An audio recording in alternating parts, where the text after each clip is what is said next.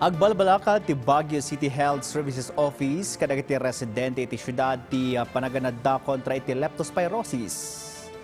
Iti datos dumanon iti 10 ket upat ti kaso ti leptospirosis a nailista iti syudad manipo January 1 aging August 15, 2026. 39% ti nagbabaan na manipod iti 23 cases analista iti kapada a period iti napalabas atawan.